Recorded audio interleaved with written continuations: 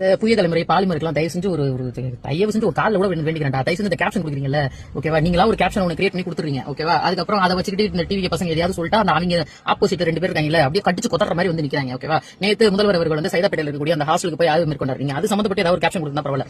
அதுக்கு சிஎம் செய்த செயல், தனது கைகளால் உதவியாளர் இந்த கொடையை வாங்கி அவர் செய்த செயல் அப்படின்னு கொடுத்துருக்கீங்க. அவர் என்னடா பண்ணாரு? கொடையை வாங்கினாரு, கொடுப்பா நானே போய்க்கிறேன், நீ பிடிச்சி பார்த்தீங்கன்னா மலையில் நினைறேன் அப்படின்னு நினைச்சாரு. என்னமோ ஒரு போய்க்காரு. இதுக்கு ஒரு கேப்ஷன் கொடுத்துருக்கீங்க பாருங்க. ஐயோ, டைஸ்லாம் பண்ணாதீங்க. அதுக்கப்புறம் ரொம்ப முக்கியமா இன்னைக்கு நாம் தமிழர்ல இருந்து இயக்குனர் களஞ்சியம் அவர்கள் அவர் பொறுப்பு வகிச்சது, அதுல இருந்து ரிலீவ் ஆகி அந்த கட்சியில இருந்தும் டோட்டலா வெளில போயிட்டார். அதுக்கு என்ன சார் காரணம் அப்படின்னு கேட்கையில அவர் சொல்லியிருக்க விஷயங்கள் எல்லாமே, அதாவது கட்சியோட கொள்கைகள் அப்படின்றதெல்லாம் ஒண்ணுமே இல்லாம ஆயிடுச்சு. அடுத்த தலைவர்களோட அந்த பரஸ்பரம்லாம் வந்து ஏற்புடையதா இல்ல.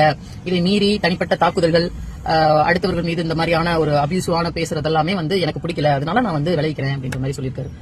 சோ இது எல்லாமே எதை செட் பண்ணுது அப்படின்னா, அந்த கட்சியில இருக்கிறது அப்படியே உடச்சு பேசிட்டு அவர் வெளில வந்திருக்காரு. Hats off you sir.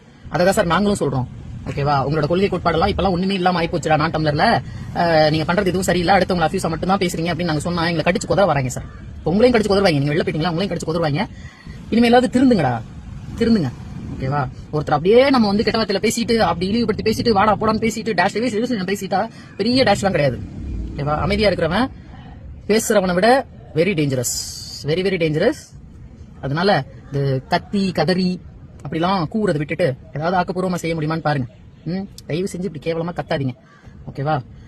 But உண்மையை ஒட்டச்சிட்டு அந்த கட்சியில இருந்து வெளில போன களஞ்சியம் சாருக்கு ரொம்ப நன்றி. ஏனோ தானே ஒரு காரணத்தை சொல்லாம என்ன காரணமோ நாங்கெல்லாம் எதை குற்றச்சாட்டா வைக்கிறோமோ அதையே நீங்க சொல்லிட்டு போயிருக்கீங்க அப்படின்றதுதான். ஏன்னா பூசி மொழிட்டு கூட நீங்க போயிருக்கலாம், உண்மையை உடச்சிட்டு போயிருக்கீங்க. இனிமேலாவது அவங்க திருந்துறாங்களான்னு பாக்கலாம்.